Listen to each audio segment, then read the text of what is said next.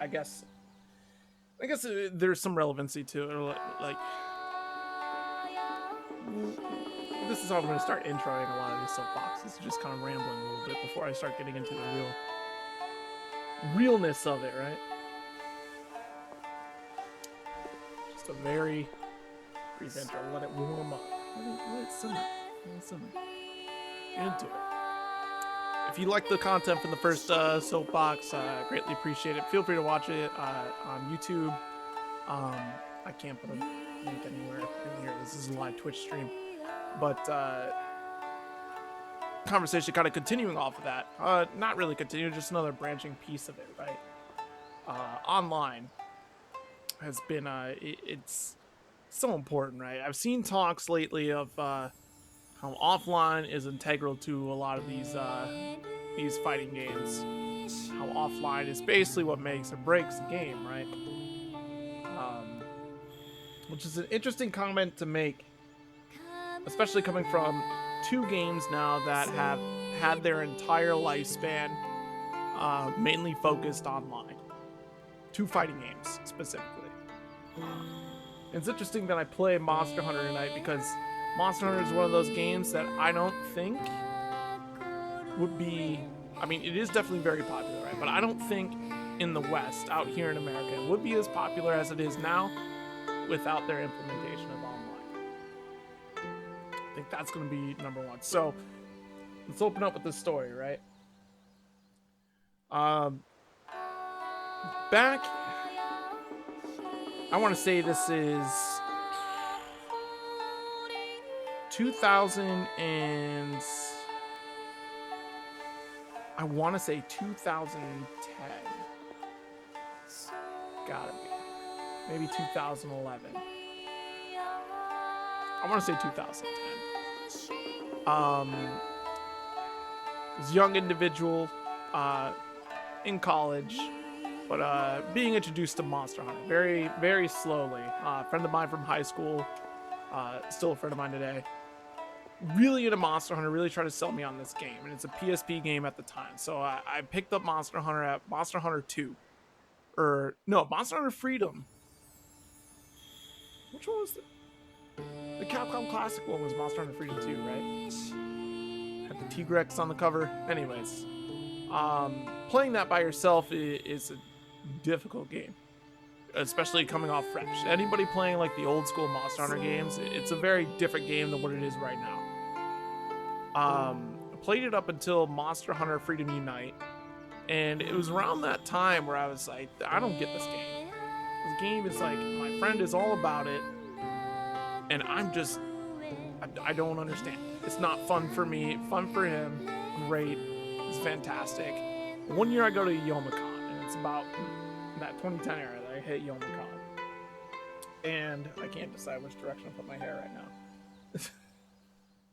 And I go to Youmacon, and they have a Monster Hunter panel, which blew my mind because this game, for those that don't know, at the time, it's PlayStation Portable only, no online features.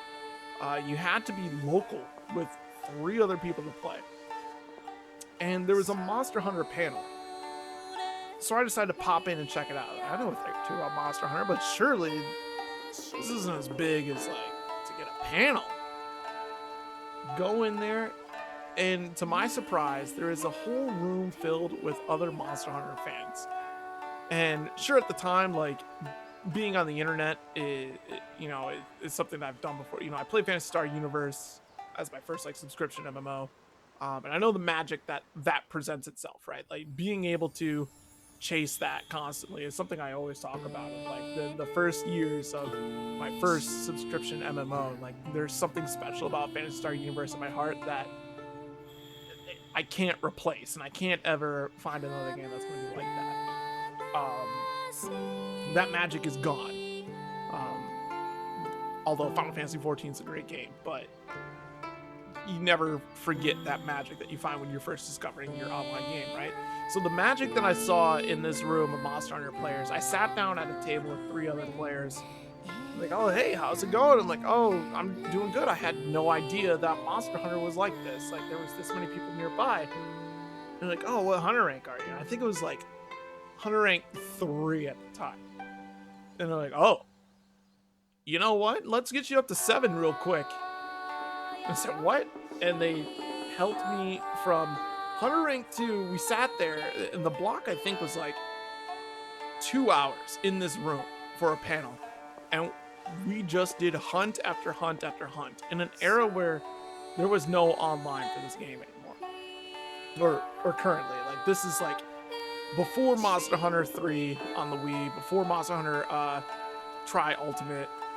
Or no, I think it was Monster Hunter Tri, and then Monster Hunter 3 Ultimate on the Wii U. So going through that experience, I left and said, man, I get it. Like, my friend was right. Monster Hunter is amazing.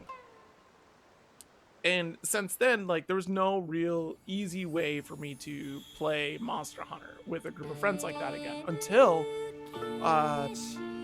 really Monster Hunter Wii U came out. And that's when I really started streaming, was Monster Hunter Wii U. And that had an online functionality, but it took a little bit of extra finagling. Even in Monster Hunter Freedom Unite, you could, through an external app on PS3, link up your PSP to that and tether it to ad hoc online with other people. It was like a hurdle to go through. You look at Monster Hunter World, right?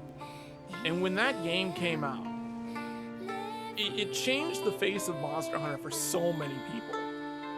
The ease of access to get online and do these hunts super easily, right? Like, you could just jump in, set up an SOS, and create just any sort of hunt that you wanted to.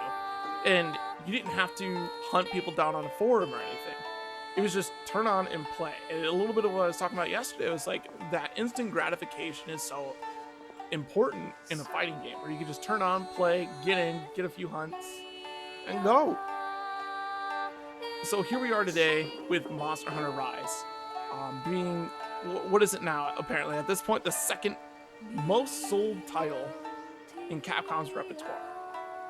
Or at least, for sure, the second most sold Monster Hunter game, and it's on course to beat Monster Hunter World. Should probably definitely blow Monster Hunter World out of the water by the end of the year. And that, I don't think, would have happened without Monster Hunter World. Changing for the better and becoming more accessible for players everywhere. So, the point of the story being is, I don't think that offline is really the answer for everything at this point in our generation of gaming. Offline is a nice in addition to. There is camaraderie there. We see that in, the various video game conferences we go to, like BlizzCon, Guardian Con, even just going to Penny Arcade Expo. There's always something wonderful about being able to share your video game experiences with other people in a live setting. And I just want to kind of keep a reminder of, like, in fighting games, that's just a piece of the puzzle nowadays. That, like, if we don't have online, you're missing out on so much. If you look at Killer Instinct, which was one of the first game I referenced to as being a community that basically built itself online only. Without online, and without the how well online worked for Killer Instinct, I don't think Killer Instinct would have lasted as long as it did.